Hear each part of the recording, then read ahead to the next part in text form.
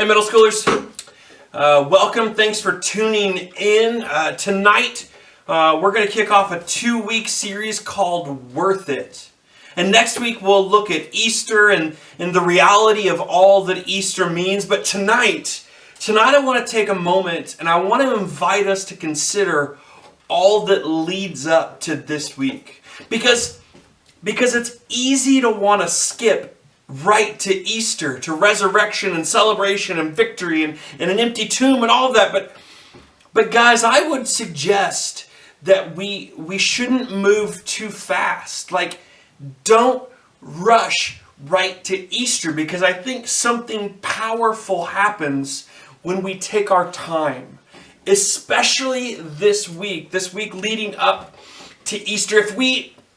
If we work our way through this story, I think powerful things can happen. So I want to take an opportunity this evening, tonight, and I want to work through some of that week between Palm Sunday, which was this last Sunday, and Easter, which is this next Sunday. Today is Wednesday. We're right in the middle of that week. And so I want to look at that week between those two Sundays. And I thought that in order to do that, the best thing that we could do is watch this together. So take a look. So he rides a donkey down the Mount of Olives towards the city, and all these crowds are forming, and people are singing, "Praise the King who comes in the name of the Lord." They're laying down their cloaks in front of him. Yeah, why all this royal treatment? Okay, so Israel's ancient prophets promised that one day God himself would arrive and rescue his people and rule the world.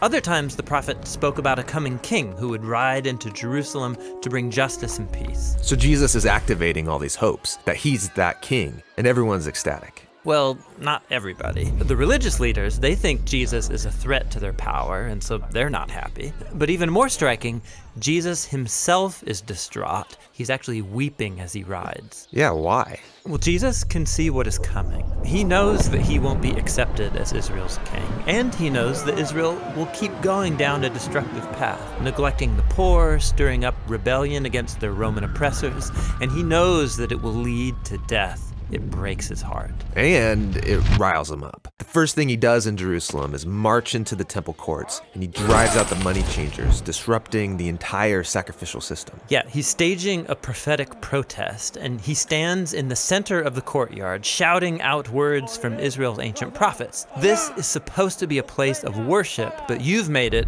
a den of rebels. A den of rebels? Yeah, he's quoting from the prophet Jeremiah, who stood in this same spot, the center of Israel's religious and political power. And he offered the same critique of Israel's leaders, that they're rebellious and corrupt. And they get the message and start to plan to have him killed. Which is no surprise to Jesus. In fact, he planned that all of this would happen during Passover. This is the Holy Week, when Jewish people celebrate their ancient story of how God liberated them from slavery and invited them into a covenant relationship. And so Jesus uses the symbols of Passover to reveal the meaning of his coming death. The broken bread was his broken body, and the wine was his blood that would establish a new covenant relationship between God and Israel. Jesus was going to die for his people and open up a new way forward. After the meal, Jesus takes his disciples to a garden to pray. And he struggles with the very human desire to save his life instead of sacrificing it, but he overcomes this temptation. And it's here where the religious leaders, with the temple guards, find him and arrest him. Now, Jerusalem was being ruled by the Roman Empire, and so the temple leaders couldn't execute Jesus without permission from their Roman governor, a man named Pontius Pilate. And so they make up this charge that Jesus is a rebel king stirring up revolution against the Roman emperor. Pilate asks Jesus, "Are you the king of the Jews?" And Jesus answers, "You say so." So Pilate can see that Jesus is an innocent man and he doesn't deserve death. But the leaders keep insisting that he is dangerous. So they negotiate a compromise. Pilate will release an actual rebel against Rome, a man named Barabbas, instead of Jesus. And so the innocent is handed over in the place of the guilty. Jesus is taken away with 2 other accused criminals and nailed to a Roman execution device. And people are mocking him. Hey, if you're the Messianic king, save yourself and us. But Jesus loved his enemies to the very end. offering hope to one of the criminals dying beside him, and he even prayed for his executors. "Father, forgive them. They don't know what they're doing." And then the sky darkened as an innocent man died the death of a rebel. And then Jesus cried out with ancient words from Israel's Psalms, "Father, into your hands I commit my spirit." And then Jesus died, innocent and alone. Again, middle schoolers, my goal was to move us into this story, to connect the story with this week. And so as we move through these events that we just watched in this video, that eventually they lead us to the cross and an empty tomb on Easter morning, what I want us to consider is that Jesus knows what it means to suffer. Jesus knows what it means to suffer. God knows what it means to suffer. God understands our suffering. God is present in our suffering. I remember when I was in middle school, my parents one year for my birthday, I think maybe I was in 6th grade, my parents one year for my birthday, they let me get a pet. And not just any pet, but a hamster. Now, I know that I have like a huge, giant, like very real fear and phobia of like mice and rodents, but hamsters are different because they're cute.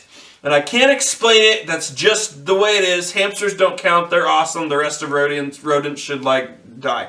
And Max, my hamster, was awesome. He had like this sweet cage that had like all these tubes that went around my room, and then he had like this little plastic ball, and I'd take him out of his cage and put him in this plastic ball, and he would like get in his ball and he'd like run around our house while I cleaned his cage each week.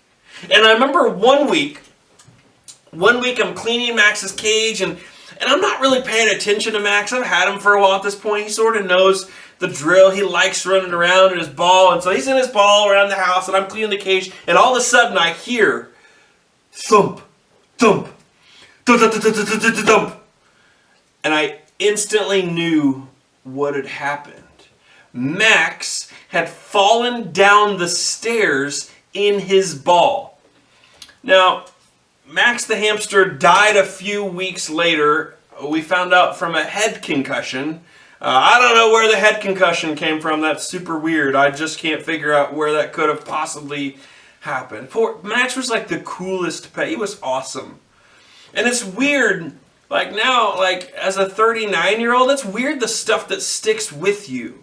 Like those times when, regardless of what it is, there's times in our lives where we feel like we've suffered. When I lost my hamster as a middle schooler, I was sad. I suffered in that moment. There are moments that we remember when we feel like we've suffered.